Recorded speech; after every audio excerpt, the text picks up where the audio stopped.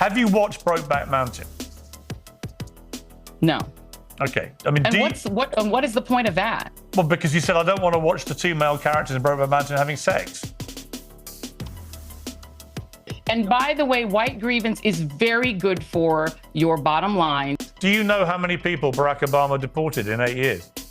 I'm sure you're going to tell me. Well, why don't you guess?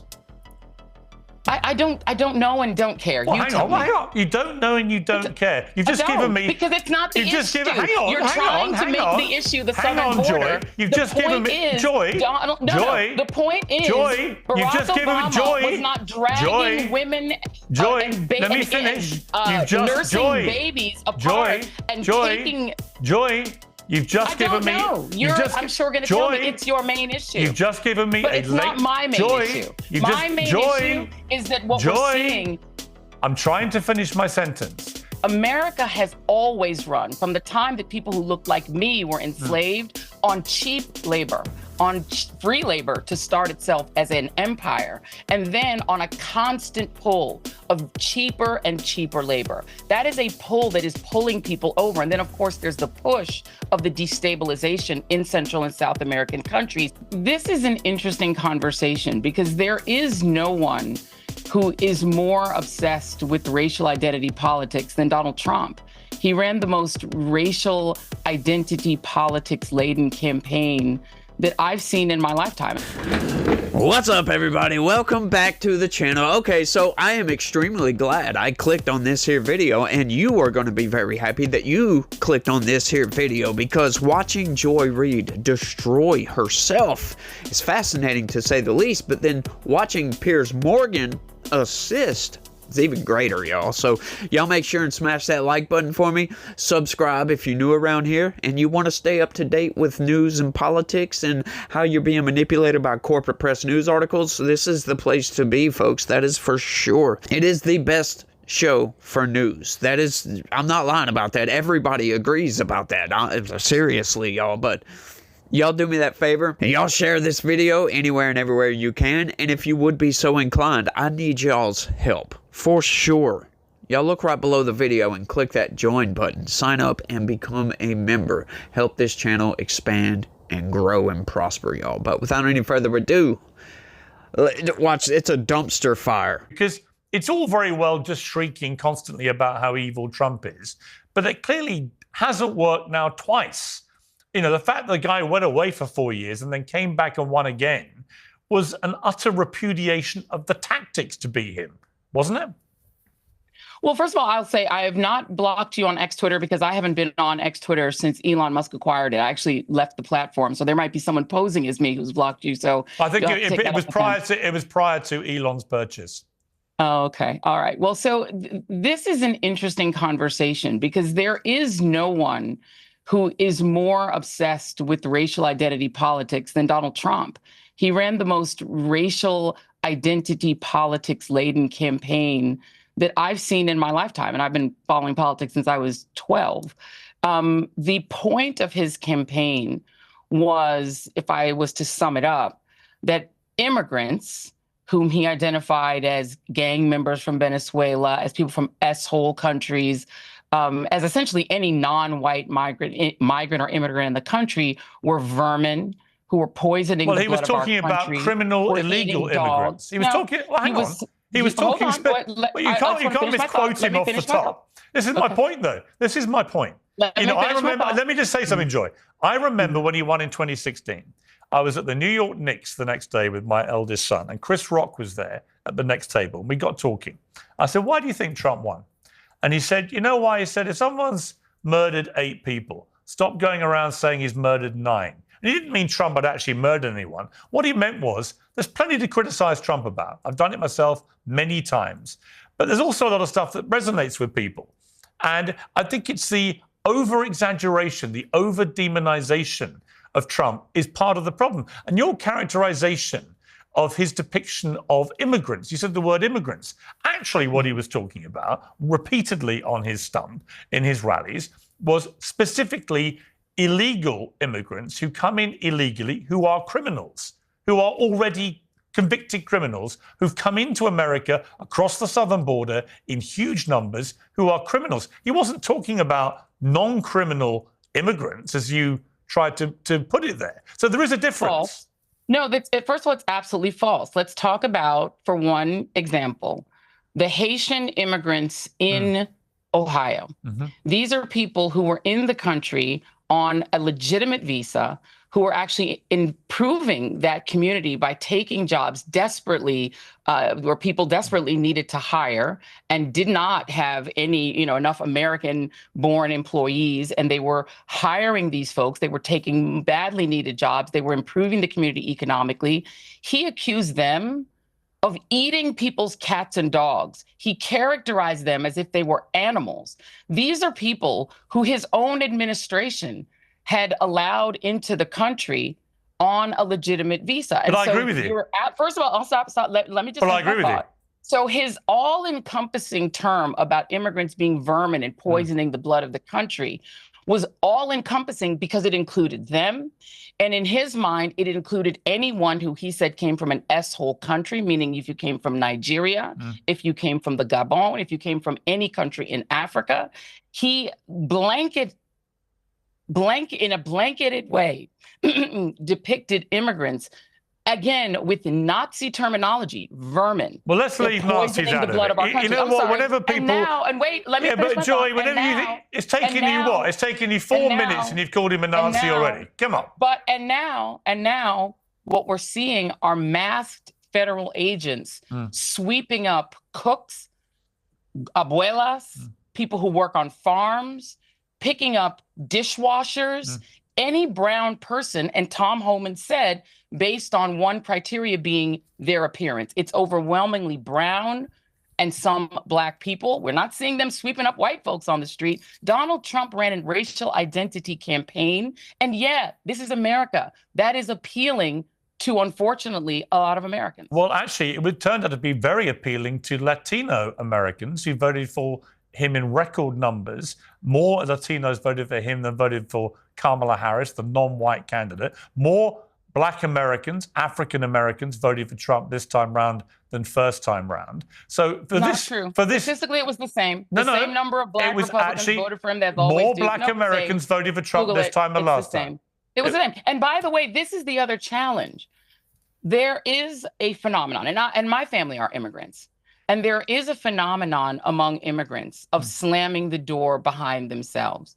And by the way, more Latinas, women in the Latino community voted for Harris.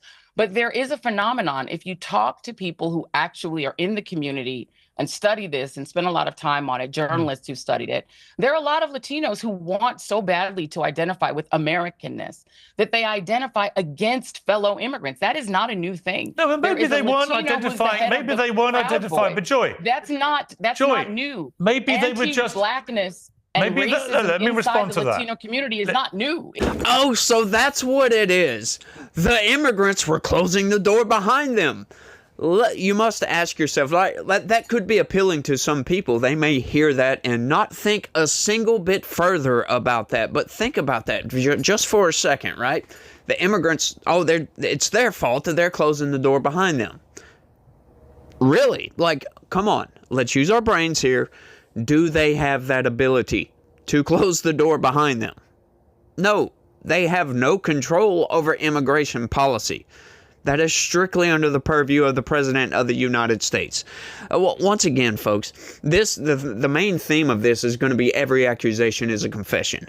She is absolutely roasting herself in real time on Piers Morgan, and it's wonderful to watch. Just so freaking great. She calls him a Nazi, says, oh, he's the race baiter in chief. Oh, that's all his campaign was about, was race identity. Race politics. What? Identity politics? What are you talking about, Joy? Because, when he says all these criminals and gangs and all these really, really bad people that are coming across the border, she interprets that as brown people. Well, hang on. Isn't that an indictment against brown people? For you to just say that outright, right? For him to say criminals, talking about bad people, for you to lump those people in with every brown person in the entire world, what does that say about your character? What does that say about your view of these people? Come on now, Joy. You're destroying yourself here. Use your brain a little bit. Let's keep going. Well, that I would agree with you. But I also think that, and I hope you would agree, that Donald Trump has pretty much stopped completely the number of people coming over the southern border illegally. And under Joe Biden and Kamala Harris, over a 4-year period, as many as 10 million people are believed to have come over the southern border illegally. Now, you must surely think that the Trump way of securing the southern border is better for the United States than the Biden way.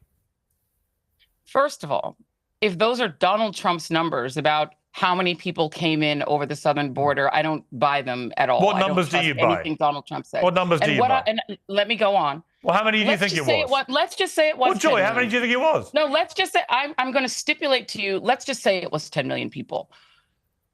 Are you asking your viewers to believe that 10 million people were in the country raping and robbing rather than working on farms, working on construction sites? No, I didn't say that. We have to recall that so again, being in the United States without documents is a civil offense. It is not a felony.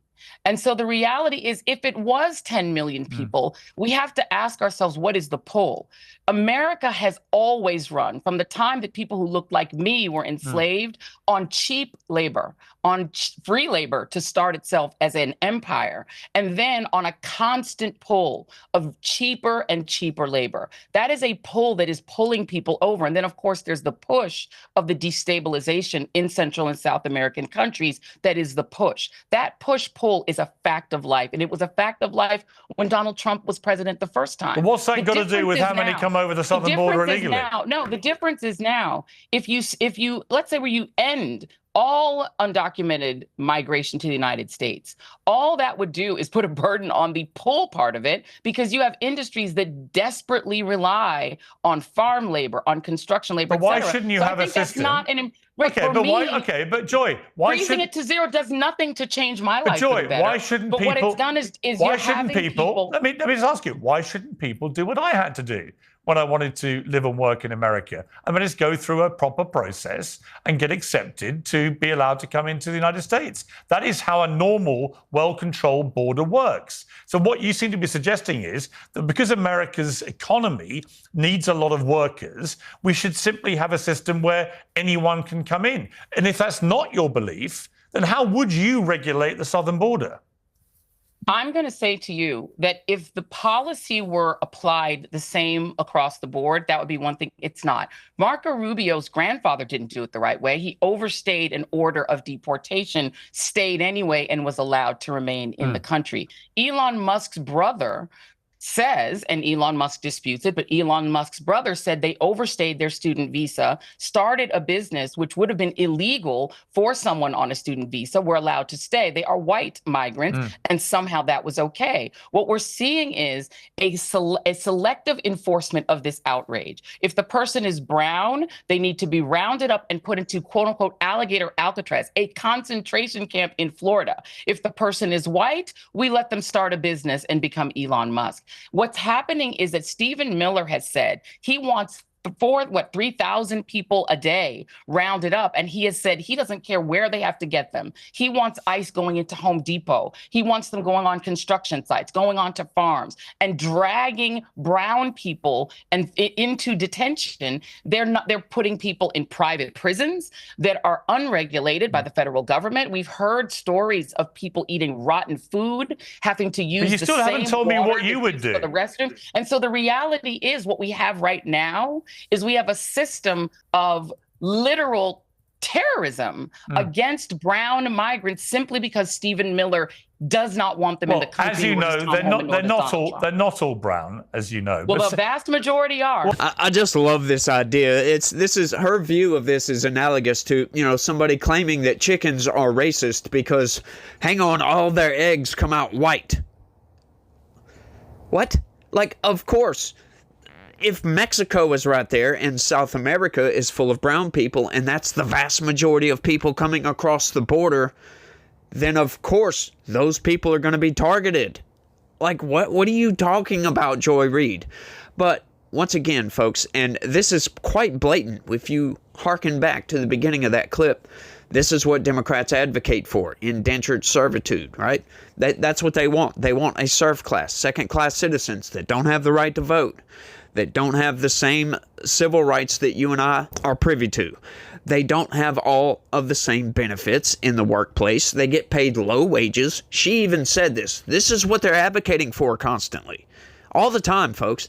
And it's blatant with these people. But no, and it's all under the guise of toxic compassion, right? Like, of course, they don't say toxic compassion, but that's what it is. Oh, they just want to come here for a better life. Well, is that better life? Does that involve being a second-class citizen? Is that better than the situation that they were at in their own country? Might be. But look, going back to that previous clip, you know, we're talking about the immigrants that voted for Donald Trump and saying, oh, we're blaming it on them. Oh, screw it. It's their fault. They're closing the door behind them. Well, I wonder why that is. Let's dig into that for a second. Wonder why they get mad at illegal immigrants when they chose to do it the right way. They chose to stand in line and wait and go through the process and get verified and become citizens. When these people did an end run around the process and said, screw it. Don't even care about that. I'm just go right into second-class citizenry and go do a job and not pay taxes and not get the benefits and blah, blah, blah, blah, blah. That's what they're advocating for, folks, and it's quite sick, if you ask me. I don't like it at all. We need, sure, you want to make the argument, we can have a discussion about expanding the immigration process to allow more people to come in the legal way. We can have a discussion about that. But advocating on behalf of illegal immigrants because the economy or something like that, or because we need cheap labor, that's not a good argument when you break it down. You're actually advocating for slave labor, essentially. It's all nonsense, folks, but let's keep going because the roast continues. Even then to children.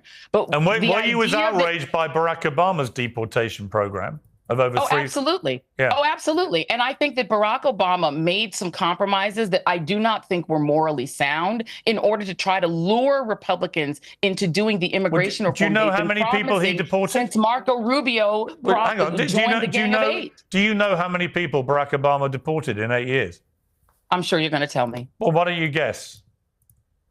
I don't know and don't care. Well, hang on. You don't know and you don't care. You've just given me... Because it's not the issue. You're trying to make the issue the southern border. Joy. You've just given me... Joy. No. The point is... Joy. You've just given me... Joy. Was not dragging women and let me finish. Nursing babies apart and taking... Joy. You've just given me... I'm sure going to tell me it's your main issue. You've just given me but it's not my main issue. My main issue is that what we're seeing...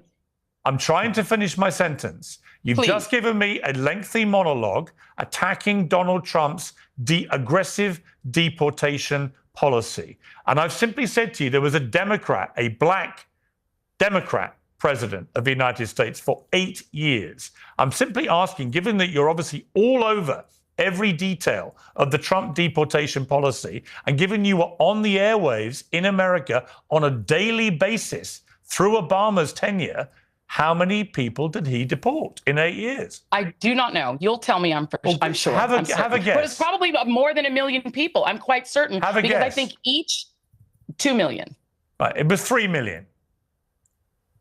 Okay. And your point being what? My point being, are you as shocked by that as you are claiming to be by Trump? It's not deportations Many of them were brown. That are shocking. Wait a minute. Can I answer your question? The majority were brown.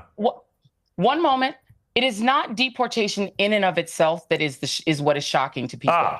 There are two things that are shocking. Number one, well, I'll do three. One, it is not deportation to render someone to a third-party country they have no connection to. I agree. Rendering people to El Salvador is shocking. And that's why he's coming back. That was not done by Biden. That's why that guy's coming back. Done by George W. Bush. All right. So that is shocking. Yeah. Number two, that's why he came back. People with deporting. Well, that's only one person. They deported more than 200 people. The case you're talking about, he's come back to that gulag. Yes, but they deported more than 200 people, 70% of whom CBS has determined had no criminal record whatsoever. whatsoever. But why are you changing the subject from Obama's deportation policy? I'm telling you, the three things that are shocking are not deportations themselves. It's deporting people, number one, to third-party countries like the Sudan, where they have no ties whatsoever, simply for the cruelty of doing it, essentially paying third-party countries. But I asked you about your response to Obama. Obama deported more people than any president in American history. If someone receives... Piers, my family are immigrants. If there's a deportation process, at the end of that adjudication, you are deemed to be deportable and need to be deported. But you're missing my point, Joy. Boy, I'm trying to politely ask you, do you condemn... Is different from what we're seeing now. But here's my point. In the interest of fairness, do you condemn Barack Obama's deportation policy, given that he deported more people... Let me finish. More people than any American president in history in his 8 years. What an absolutely disingenuous argument, Piers. Because what people are yes. No, I'm gonna explain it if you'll allow me. You didn't even know how many he deported. Because I just said that, first of all, I think it was a moral compromise that I disagree with vehemently. A moral that Barack compromise. Obama made to try to lure Republicans who were never going to really come to the table for immigration reform. I disagree with what he did. But if there's a process for deportation, that's one thing. If you are rendering people with no process, if you are rendering them to third parties, and if you are kidnapping them off the streets, as if this is 1930s Germany or South Africa in the 1980s, that is what I find objectionable and I find fundamentally fascist, and will stand by that every day. What Donald Trump is doing is a moral horror. I hear you. And if you can't see that, I don't know what to tell you. I hear you. All I tell you is that Obama deported a hell of a lot more people than Trump. But that isn't the issue. The issue and most of them were brown. And last time I checked, Barack Obama isn't white. So it may not be a race thing in the way you're telling me. Now you're the one obsessed with race. You want to make this a racial argument. The argument is that the Obama administration, you made it a racial the Biden argument. Administration, because Donald Trump fixates you said Trump black people, is deporting people based on their skin color. Well, it is what he does. He plays racial politics as a matter of course. Obama did it too, only worse. It's what his politics were all about. His politics are about removing as many non-white people clearly from the country as they can, 3,000 a day. And that's what Obama's policy was too. Apparently the policy here. That's what Obama's policy was too. No, it was not. And there was no rendering of people. There was a process for deportation. And you know that it's materially different. As we sit here, Obama deported more people pro rata per year than Trump has ever done. How many did he render to a third party? How many did he render to a third party? Because what he's also doing you're is outraged by Trump, but you're not outraged by Obama. I'm absolutely outraged by fascism and by snatching people off the streets. But Obama wasn't a fascist because no process, he's not. Absolutely, I'm outraged and because Obama's got brown skin, he's not a fascist. Is that your policy? Well, that's your simplistic, racialized way of looking at it. Because that is what you're doing on this show. It's yours about Trump. Of course it is. No, mine is about fascism. I want to move on. Trump is acting I don't want to spend the whole time talking about this. Person that behaves the way he does, trying to take people's citizenship away, denaturalizing. That's Idi Amin behavior. There's a black fascist that you can compare him to. Let's move. Blah, blah, blah, blah, blah, blah. Trump is a racist because he's deporting brown people, but Obama was not a racist because he was deporting brown people, and he was also brown. That's fascinating. The double standard here is just right off the charts. She is being very, very racist, looking at everything through a race lens. Once again, if 90% of the people coming across the border, coming into the country illegally, are of a specific ethnicity, and you deport that specific ethnicity, and they get called a racist for doing so, can we not see the hypocrisy in that? Can we not see the double standard in that? Can we not see that to deport people, if they are 90% of a certain ethnicity, you kind of have to? Was he just going to deport the 10% that's white? Like, none of it makes any sense. It's only bad when Trump does it, but it's not bad when Obama does it. It's just a moral compromise when Obama does it, but when Trump does it, it's pure evil and Nazism over here. She can't seem to make a logical argument to save her life on this issue because they know that they're in the wrong on this issue. Just outright. They're completely in the wrong. Basically, what they're advocating for here is to not enforce our laws, or to selectively enforce our laws, because what they are advocating for is to allow people to get away with breaking the law. Like, if you take the immigration word out of what they were talking about, that's basically what they're referring to is, oh, Trump is a fascist because he snatches people off of the streets and detains them and gets rid of them. Well, hang on. If we change that with criminality here, like somebody that robbed a bank, I mean, is it law enforcement or is it fascism? See, that's what they're doing. They're conflating the two things. Calling law enforcement fascism. No, that's not what that is. It's not crossing that line. It's law enforcement. We have laws. If we are a nation of laws, we must enforce those laws equally all the way across the board. Otherwise, we violate our principles. And then what the hell do we have to stand on? Nothing, if you ask me. Let's keep going. I want to just play a clip of when you lost your job at MSNBC. Let's watch this. My show had value, and that, I'm sorry, that what I was doing had value. And in the end, I'm sorry, I try not to cry on TV. And whether it's talking about any of these issues, and yes, whether it's talking about Gaza and the fact that we as the American people have a right to object, to little babies being bombed. And I am not sorry that I stood up for those things, because those things are of God. And you know, I'm a church girl too, and those are the things that I was taught were of God. And so I'm not sorry. I'm just proud of my show. Now, look, you're perfectly entitled to be proud of your show. Many people enjoyed your show for many years. You know, a lot of people at NBC were briefing that the reason was declining ratings post the election, a 47% decrease in your election, in ratings from pre-election. But you told Mark Lamont Hill on his show this. After I said on my show that the reason Americans could relate to Ukrainians in a way that they didn't relate to Palestinians, that Ukrainians are white. And so watching white people get their schools bombed was, you know, hit different. That hit our ratings. I mean, it definitely, we could see the loss of white viewers from that moment that I said that. Right. So they were like, we don't like the name calling. And also I'm a Black woman. So, I mean, I'm sure it makes him angrier, you know, when I say things. Maybe because I am a Global South person myself, you know, I mean, as a Black person, we have a different empathy toward other Global South people when they are suffering. And so we're going to come at that story from a different angle and in a different way and with different kinds of empathies. And I think that's not always received very well in the news business. Now, Joy, I mean, look, let's be honest. I don't think you were fired after all those years because of your skin color or because you're a Black woman. I think you were fired because your show just got increasingly unpopular. It happens all the time in TV. That's why you got let go. Why play the race card?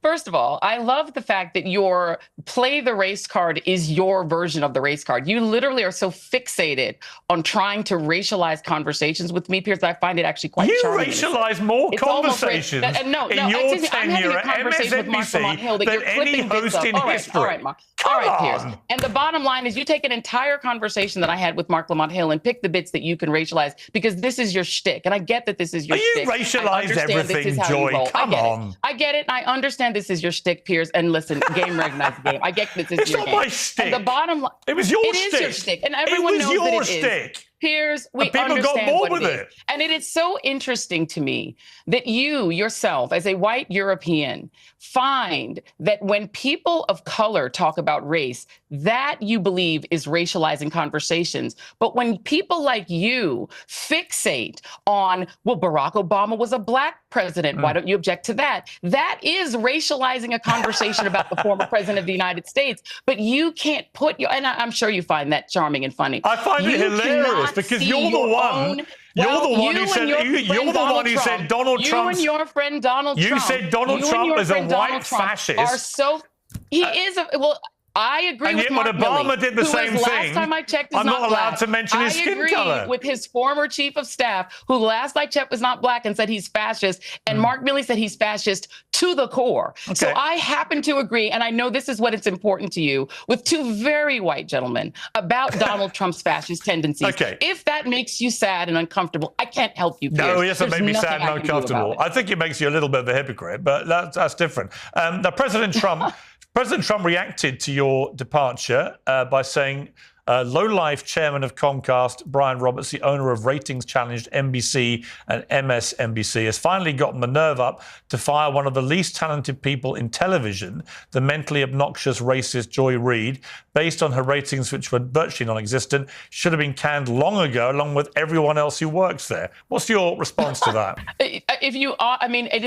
It's fascinating to me that you think it's important that I care what Donald Trump says about me. It's a badge of honor. If he dislikes me, then I think I'm doing something right. I have zero respect for Donald Trump, and therefore, if he feels the same way about me, then the feelings are quite mutual, and I'm very, very proud of that and happy with it. Joy Reid is definitely giving off some black supremacist vibes here, right? Like constantly injecting race into every single thing. Talking about Donald Trump, oh, he's just a white European man, blah, blah, blah, blah, blah. And, you know, us as black people, we have different empathy for global Southern people, whatever the hell that is. I guess that means people in the Southern Hemisphere, but what do you mean different empathy? What does that even mean?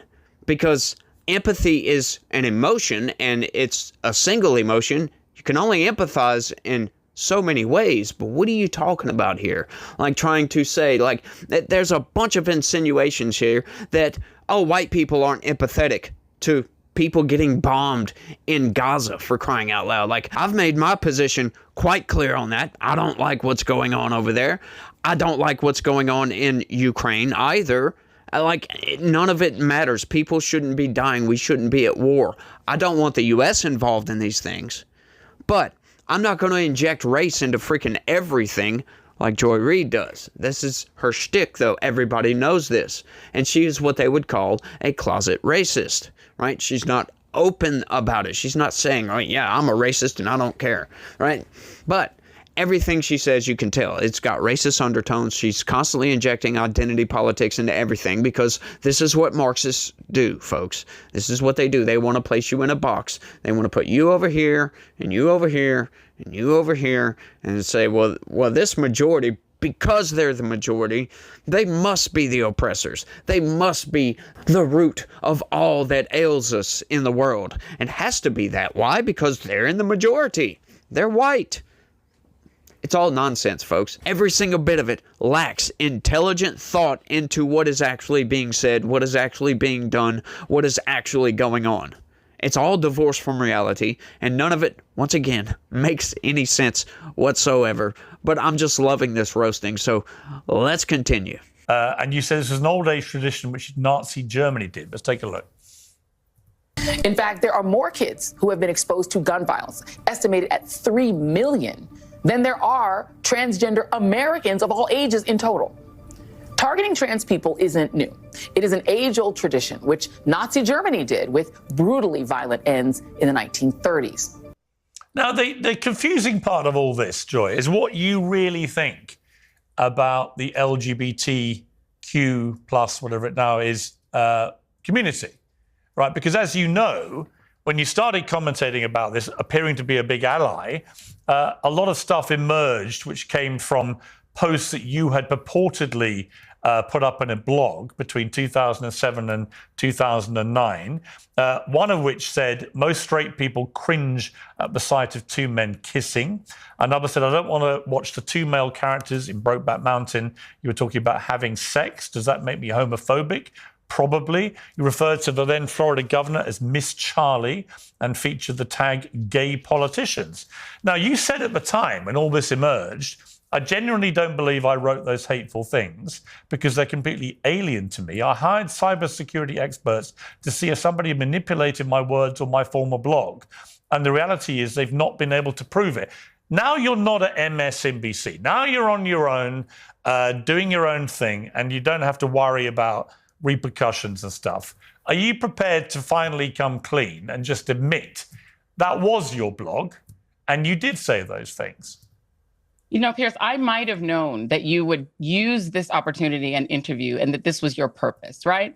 This is your purpose. And that's fine. This is your show and you can do whatever you like. You know, I could sit here and go on and fight with you about your strange, weird obsession with Meghan Markle, but I won't do that because that would be rude. But what I will say is, if you want to. We can do that as well. Sure. But the point being that I was very open with my employer at the time about what happened with that old site, which I stopped writing in, before I even came back into the NBC family. And what I have not really talked about publicly, but what I can tell you is that I had a very legitimate reason for being concerned about it because I was also on the radio at that time. And the things that I was literally talking about on the radio were quite the opposite of the things that were in that site. That is the reason that we began investigating what was going on with that site. And there was also someone who I do not know, who I still do not know, who had login access to my site for years that we did not even discover because I hadn't looked at the site for years. I don't know who that is. I don't know why they had access to the site. But had I not been open about that, I would have been definitely fired or there would have been some repercussions. I was open with my company about that. I've been very open. Everyone who knows me knows about it. And so if you want to argue with me about an old blog site, that's fine. And I'll take I just asked you if you did write it. And hold on. And I'm willing to take responsibility for anything that was on that site. Did you say them? For you, did you but say hold those on. things? Wait. Not to my, listen, what I'm going to say Joy. is very simply You said them. What I'm going to say is very simply this, Piers. You know you did. The point that you're attempting to make now. You just spun me an absolute load of old flannel. The reason that you are trying to go here is that you're trying to defend the idea that Moms for Liberty and these other organizations can take books that are not pornography, that are not pornographic. No, I'm just trying to see whether you like to hold people to account, and I'm just trying to ask you myself to questions about you being held to account. For everything that was in that site, and I took responsibility for everything that was in that site, and I still take responsibility for everything that was in that site. I find anything that harms the LGBTQ community that was in that site repugnant. I apologize for it. I take full responsibility for it. But the point that I made in my conversation with the woman from Moms for Liberty is that they are making themselves the expert on books, which they are deeming pornographic by using a site called booklooks.com, looking for words in the book that make them uncomfortable, and then attempting to ban books by the hundreds. And out of interest, but just to be clear, And so I asked her, do you think books, all right, do you think school children at school should have access to books in their library which involve strap-on dildos? Again, you're taking a book that has multiple subjects and you're taking this award-winning book and dumbing it down to that. I just asked you a simple question. You may feel uncomfortable. And the bottom line is, these books that were published by publishers who had an opportunity to say no, looked at these books. These are award-winning books. And I think parents should have the opportunity to opt their children out if they don't feel comfortable reading those books, but that children who are old enough and who are of age and can choose the books they want to read and may feel seen in a book that you might object to ought to have the opportunity to read that book. That shouldn't be your decision. It shouldn't be Moms for Liberty's decision. I think each parent can make the decision for their own children. And I don't think that woman from Moms for Liberty or her organization should make that decision for other people's children. People ought to make decisions for their own children. And by the way, one more thing I'll add is that in the state of Florida, parents can opt their children out of reading books that they don't want to read. All right, let me ask you. She could have done that like any other parent. So once again, with pretty much all liberal positions on everything, they may seem reasonable at first, right? When you first hear them, oh, well, parents can opt out of this. But hang on just a second. Why are we so adamant about injecting this pornography, essentially, into the curriculum? Why in the school library, right? Like, if you're so worried about this, these books are available widely all over the place. Why must you inject this into the school system? That's what I don't get about this. Why do we not have any principles here? Why do we not have any morality on this issue? Like, where has y'all's morality gone? Like, since when do we think it's okay for children to go into a porn shop? Because that's essentially the same thing here, right? You might say, oh, well, that's kind of an extreme position to take. Not really.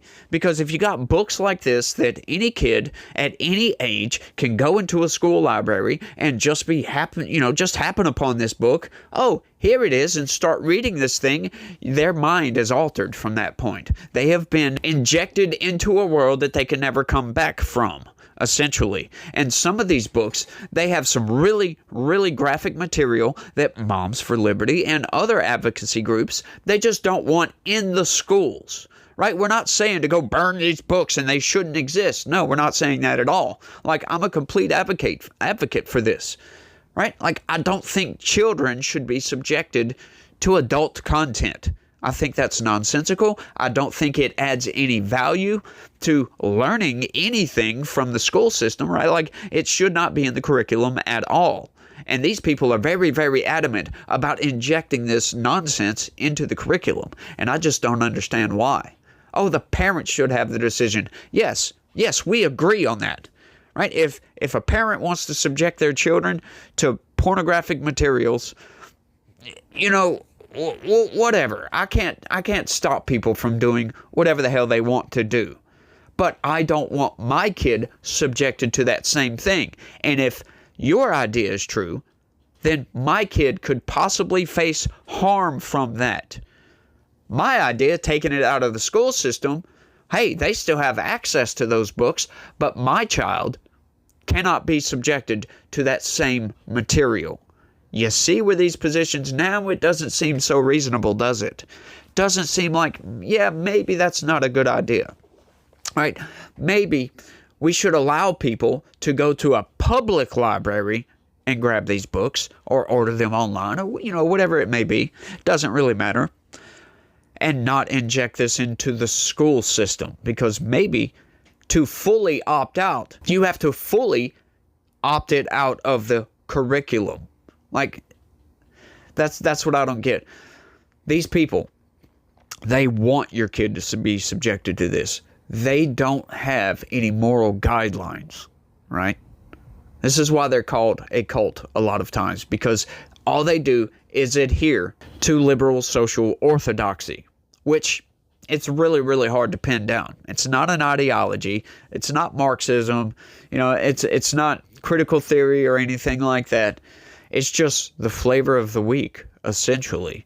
And these people will vehemently defend it, even if it makes no logical sense. And most of the time, as we see, it does not make any logical sense. They want to inject race. They want to inject adult content for your kids. They want them to have the ability to get on hormone blockers before they have the mental capacity to even understand exactly what they're getting themselves into. Oh, but it's too late if they go through puberty. Yes, exactly. That's the point.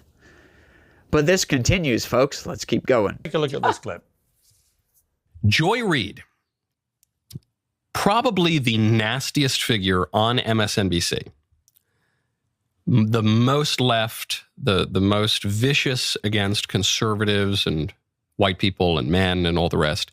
She has just been canned, fired, kicked to the side of the road. Her show is over. This saddens me a little bit because I did not yet have the opportunity to go on it. I am celebrating that there is no longer a market for her disgusting product.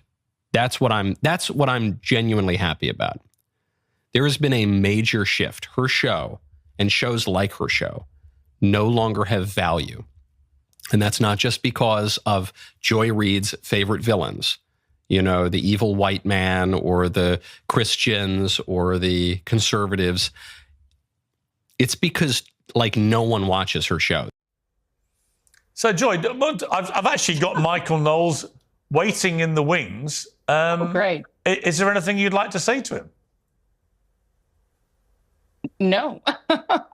What did you make of his critique of your show? Well, I mean, the reality is that obviously people watched the show, and obviously that's the reason that the show was on for 4.5, nearly 5 years. So if he didn't like the show, I guess sorry you didn't enjoy it, but I really am not that interested in his views on it. Okay, well, we've got Michael there. Michael, anything you want to say to Joy? Yes, wonderful to be here, Joy. Very nice to meet you. And I guess I would agree with Joy's take. People watched the show in the past tense, and now there's no longer a market for that absolutely vile content. And I think that's good for the culture broadly. And now we can all chat on Piers's show. Joy? The reality is, Michael, the content that you and Piers like to trade in is grievance. And the grievance that white Americans have, that they have to deal with. I'm not American. Diversity, that they have to deal with. Joy, this isn't a grievance. I'm British. I'm celebrating. And by the way, white grievance is very good for your bottom lines. It's very good for your bank accounts. And so having me here to be able to continue to traffic in that is your shtick. That is what you do. First of all, that's Joy, what you do, Piers. And so it's great. And I'm sure you find it delightful and fun to say it. But the reality is, Piers, that is what you all traffic in. I have to correct you. Well, first of all, I'm not a white American. I think as my accent may reveal. Well, I know that you're European. And I'm a tan American. I'm British. My only grievances are tan. And secondly, I don't think anyone. Michael, I will let you respond, but I don't think any host in the history of cable news has waged more grievance than Joy Reid. So the idea that you're now hectoring us about feeling aggrieved about things, you spent years being aggrieved about absolutely everything. Excuse me, but your favorite president, the president who you completely support, is nothing but grievance. My favorite president was Abraham Lincoln. Was grievance. His entire campaign was grievance. Well, your former boss on The Apprentice, not Donald or whatever Trump. You want to call him, your friend. The bottom line is that Donald Trump's entire campaign was about grievance. It was about white America feeling they'd lost their country and they need to take it back. It was about white America feeling that diversity was a threat to their children being able to go to Harvard. Their and you know what, Joy? In the end, diversity. And that is the reason that you all glom onto him and use him to further your own. Actually, in the end, most Americans, as you know, most Americans, having voted for him in 2016, and after Trump spent 4 years in the wilderness, and we watched the Democrats run the United States of America, people took a look at that in America, and then they voted for Trump second time round in bigger numbers, including a record number of Latinos, who last time I checked were not white. Anyway, Joy Reid, I'm going to leave it with you. Thank you for coming on Uncensored. Next time, I'm sure we can move on from the stuff we've talked about today and have a more current debate, perhaps, about other issues. But I appreciate you coming on and facing the music. And it's good to see you. Thank you very much. So there was absolutely no reason to inject identity into that topic right there, into that subject of her being fired from MSNBC, from her losing her show, from her going down the rabbit hole of, I don't have a job anymore, and getting on YouTube and trying to start a podcast and all that nonsense. There was no reason to inject identity into that, but that's what they did. Or that's what she did. This is what they do. This is race-baiting politics right here. Incarnate, as a matter of fact. This is what it is. This is Marxism. They view everything through that lens. They cannot view... They cannot understand what a colorblind society might be. I happen to be an advocate of a colorblind society, if you ask me, especially these days. Like, we can get to a place to where we view skin color as a paint scheme on a vehicle, or, tantamount to that, essentially. That's where I would like to be, to where people don't view skin color as a characteristic that defines your entire existence, that is the basis for everything you do. Oh, it's going to dictate how you act, how you talk, how you think, how you look, how you work, your ethics, your morals, everything. No, none of that matters. Skin color doesn't matter to any of those things. That's where we need to get to. But these people, they want to inject identity into everything. And this is the number one thing for Marxists, y'all. You've got to pit people against each other. And I don't get that one, because if the Marxist idea is let's place everybody in a box because we've got this oppressor group over here or whatever, like, how does that help anything? How does that unite these different boxes against the oppressor? And hang on just a second. If this box of oppressors over here, what if it contains some people that aren't oppressors, that are are just as broke or are oppressed as you are, but they just so happen to fall into a certain category.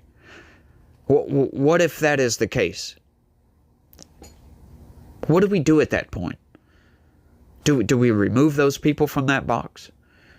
How do we handle that situation? Or are they just guilty by association? That's my question for this. But I love how she just gets absolutely roasted in this thing. And she's over with. I've got a couple of more clips on this thing. So let's go ahead and get into that. Enough of my rambling, right? Let's check this out. I mean, just to remind you what Obama said, it's going to require a little less navel gazing, a little less whining, and being in fetal positions. Well, listen, this is probably one of the only things that Michael and I will agree on. I believe that President Obama is late to the party on this. I wish he had taken some of the advice that he's given. He should have spoken out in 2016, in 2020, and also in 2024. We should have had a robust primary, which we did not, we being Democrats. So I want your audience to know the Democrats did not have a robust primary because we had denial among the leadership, not the faithful. And Piers, there is a difference between the faithful of the Democratic Party, just everyday people who believe, versus the out-of-touch leaders. So while President Obama's premise is correct, he is late to the party on this, and I feel as though he has very little credibility on it unless he calls out what happened in 2016, 2020, and 2024. Now, the point about the Hitler thing and Democrats. Yeah. Now, J.D. Vance. No, I know. I'm going to jump in here and do this dance now. J.D. Vance said that about he did. President And he was wrong Trump too. as well. And then he turns around, now that he was made the vice president, now all of a sudden people want to pretend like he didn't say it. Now, Piers and Michael, I have been one of the very few disgruntled Democrats because I don't roll with these neoliberals. And that's why they don't like me. I get it from the right and I get it from the neoliberals. Good for you. But I am one of the very few Democrat adjacent leaders to say comparing President Donald J. Trump to Adolf Hitler is out of line. Secondly, I said to the Democratic Party, if that is the only way that you can try to win, instead of trying to win on your ideas, go sit down somewhere. Because people are sick and tired of hearing it. I want to hear, and the voters and the people that I still talk to, they want to hear about what you're going to do for them, and not necessarily always hearing about what the other candidate is not doing. The Democrats had an opportunity in the first 2 years of President Biden's presidency to push agendas and to be bold and to be brave and to stand on it, and they refused to do it. So now, although I don't like what President Trump is doing, I don't like 99.9% of what he is doing. What I do applaud is the fact that he knows how to use power. And I hope that the Democratic Party gets a clue and stop making excuses. So Piers and Michael, I and others who abhorred comparing this man to Adolf Hitler, that ought to be acknowledged, because I think that was too far. J.D. Vance went too far. You can be in disagreement with the president. But don't do that. Historically, it's ahistoric. We all agree. For people to do that. We've reached a great point in this panel where everybody is in total agreement. Well, that might be the only point we're going to agree on. Yes. Yes. Cheers for that. I agree with Nina Turner. As a matter of fact, people are tired of it, man. There's just no comparison here. Like, I just don't get it. These people keep beating the dead horse of Adolf Hitler is Donald Trump. You know, we got Orange Hitler over here, blah, blah, blah, blah. They just continue to beat that dead horse, and it's getting old. People are getting tired of it. People are trying to push that segment out of the Democratic Party, and I think that's a good idea. That's where the Democratic Party makes a comeback. Stop with the Trump derangement nonsense, and let's get back to arguing about abortion and arguing about immigration and arguing about these issues and getting these issues out of the way. Like, she's totally right about that. Donald Trump is pulling the correct levers right now and using government how it's supposed to be used. Of course, he's still getting a lot of pushback from the court system, but, you know, you just have to contend with that. And that kind of harkens back to what they were talking about earlier with the immigration. Yeah, Barack Obama never deported to third countries because they never had activist judges actively trying to stop him from deporting criminal aliens. You got to do something. He's got to come up with inventive ways to get all of these people out of the freaking country because they don't belong here. They don't deserve to be here.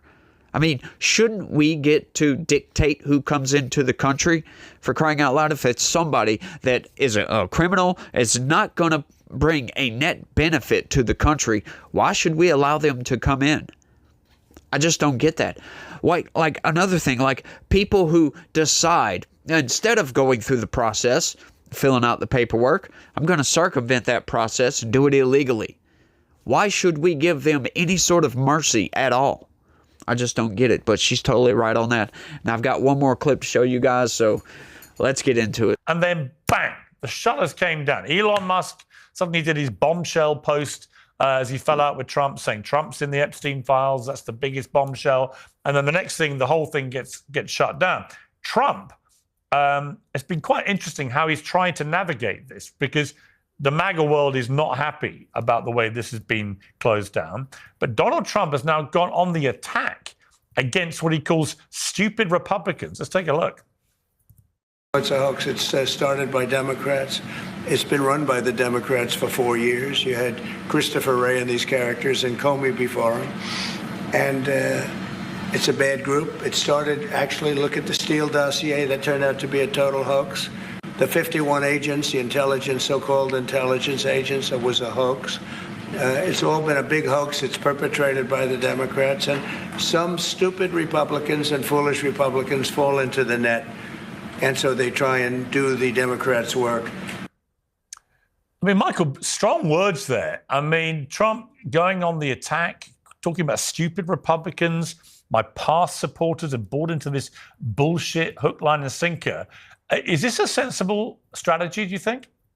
Well, I think Trump is in a terrible position. And I said from the beginning, I never expected us to get the Epstein files, because one of two things could be true. Either Epstein is what the government is maintaining, namely just a rich pervert who happened to pal around with all the richest, most famous people in the world, and those two facts have nothing to do with each other. There's nothing to see here. Move along. Either that story is true, or this guy really did have compromise on people. There might have been some blackmail. There might have been some association with intelligence services, in which case you also were never going to get any more to that story. So I never really had any illusions that we were going to get a radical transparency. And frankly, I'd even go further. The government could have reasonable and even virtuous explanations not to release everything because of potential defamation, because of threats to the world order. So I grant all of that. I am a plan truster. I appreciate Trump's position, but the government needs to have some better messaging here. The government needs to explain to people why these sorts of this sort of information might not come out. What the people want, I think, is not primarily radical transparency. What we want is justice. Horrific crimes occurred on this island and in other properties. We want the perpetrators to be held to justice. So the reason why now I think Trump is being reactive is he sees guys like Thomas Massie, who's a political enemy of his in the Republican Party, teaming up with Democrats to try to push this issue. So I think he's just trying to punch back. But Trump gave himself a little wiggle room. If you caught it, right outside of Marine One, there was a clip. He was going off about how he wants people to stop talking about Epstein, but he wants all credible information to come out. I thought that was a way that maybe he's leaving himself room to pivot. Yeah, I mean, in this extraordinary situation, if you're the Democrats, you can just sit back and watch this unravel, because it's the conservative right ripping itself to pieces. Well, I don't want to play games with this, so Michael and I might have a little bit more agreement here. You cannot dismiss the concerns of the people, and that is exactly what they want. They want justice. President Trump is being a hypocrite in this case. It was President Trump who said that he would release, interview after interview, when he was asked as the candidate for a second time, he said he would release the Epstein files. Now, all of a sudden, there's nothing to see here. So on one hand, the Republican Party purports to care about young girls and women and all the allegations, right? Every allegation might not necessarily be true, but why don't you release the files, or at least, to Michael's point, give the American people a better explanation other than to say, number one, nothing to see here. Number two, it's a Democratic hoax, which it is not. And number three, President Trump is jumping on his own supporters. Now, all of a sudden, they're weak. They're no good. He doesn't need them anymore just because he doesn't want to do what he said he was going to do. He's the one that made this promise. So much for draining the swamp in D.C. Because the president on this issue, he's swimming all up in it. He backstroking in this swamp.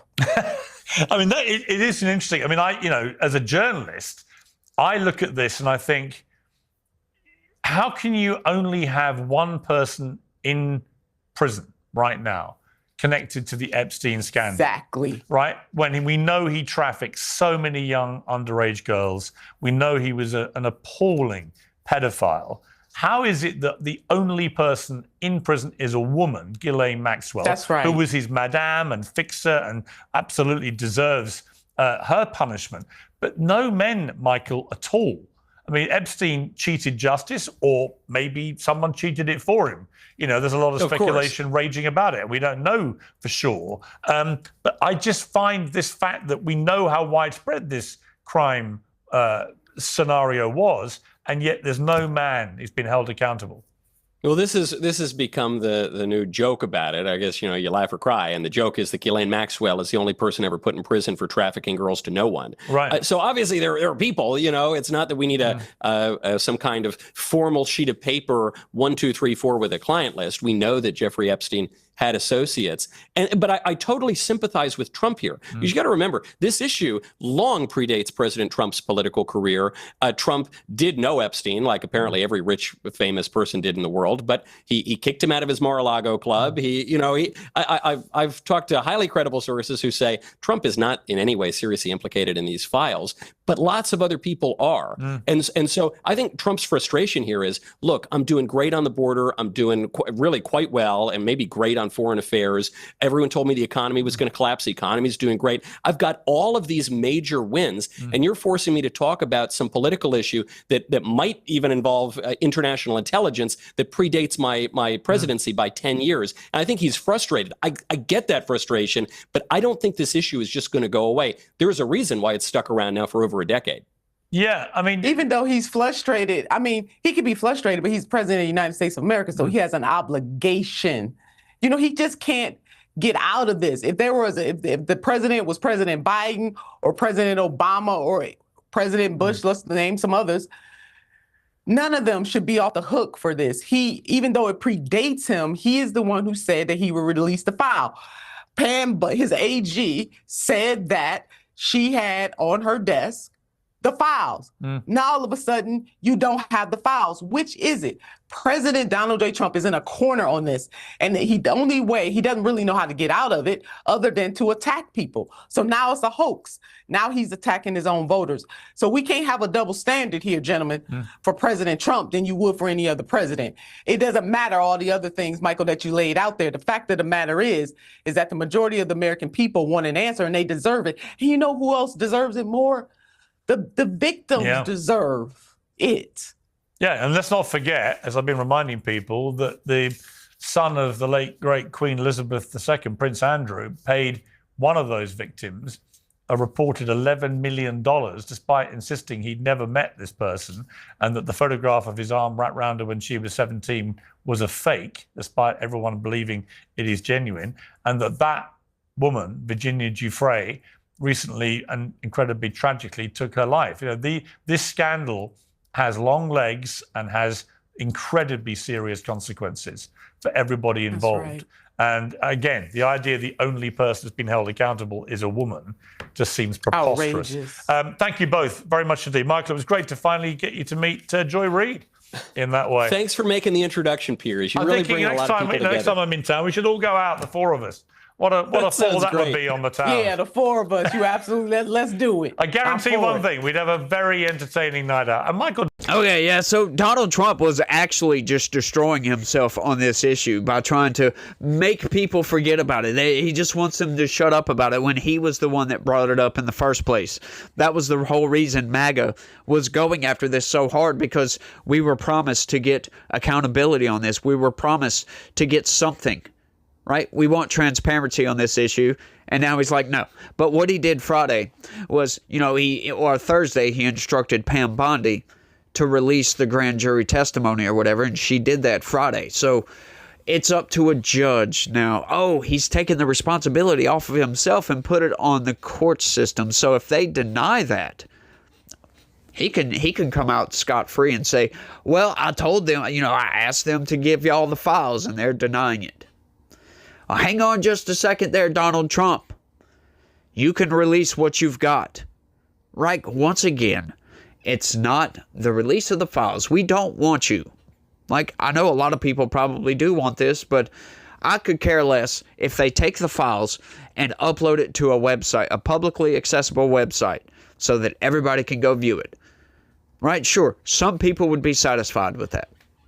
I'm not going to lie about that. But most people, once again, anybody that pays attention to politics heavily, we want accountability.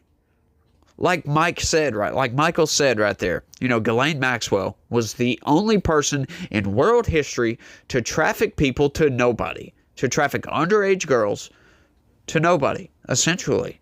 Because that's what they did. Oh, you mean all of those girls were trafficked just for Epstein? Yeah, I don't think so. I don't think so. Like, the answers that we're getting on this are insufficient, and they are gaslighty, if you will. That's the only way I can really explain it. I've beat this dead horse over and over again. None of it makes any sense. Democrats, they're just trying to angle in on this. They're like vultures on this issue because, they had control of the House, the Senate, and the White House for 2 whole years and didn't release these. But now all of a sudden, oh, we've got to release it. Oh, we've got to. Oh, it's the end of the world if we don't. Once again, the Democrats constantly, the boy cried wolf, sky is falling type of thing going on with them. That's how you can tell it's just a political issue. That they're just trying to play politics instead of actually trying to get something done, instead of actually trying to get some sort of accountability or transparency or anything like that. They just want to play politics and push a lever because they think they have leverage over President Donald Trump when they actually don't even care about this situation. And that is clear for everybody to see. I mean, this is another reason Democrats are utter failures at this point, because they try to push leverage with nothing backing it up, like nothing at all. Everything they do is political games. And it's just politics. Politics, politics, politics. No substance whatsoever. And, what's fascinating about that aspect of it, they're constantly yelling about Donald Trump's approval ratings. When, hang on, you guys have much, much lower approval ratings. It's everything with Democrats is hypocrisy, folks. This is why the Democrats are the party of hypocrisy. And it's always, like Joy Reid talking about the grievances issues. Oh, that's all they want to do is grievances. Yeah, when you've got Democrats just constantly playing politics, they're trying to push these radical agendas, and they're doing things that break the law, things that they shouldn't be doing. They violate moral codes. They violate principles. When you guys are constantly trying to violate all of these things, what do you think that the other side is going to be saying? It's going to be all grievance. But what would it be if you guys did not try to violate all of these things? We would agree. There would be no grievance. There would be no arguing. It's fascinating, y'all. So it's like a self-fulfilling prophecy. Democrats fighting against conservatives. I wonder why that is. Maybe because they're trying to push the envelope outside of the bounds of the envelope. They're trying to open the envelope and exit. Once again, folks, it's like, you got the playing field here. You got left and right, which I guess that is correct for you guys left and right? This is my right hand, but you get it, right? The left have gone so far left that they've left the playing field. We say that all the time around here because it's true and it's applicable. They're gone. Many, many Democrats are like, I'm not leaving the Democratic Party. I still have the same values and principles that I hold dear.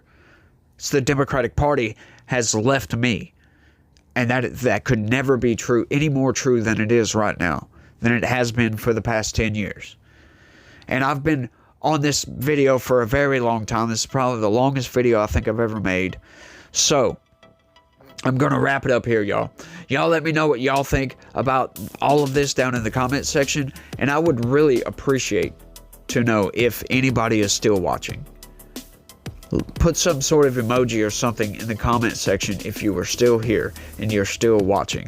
Because I would really love to know that, to be honest with you. And I would be deeply appreciative.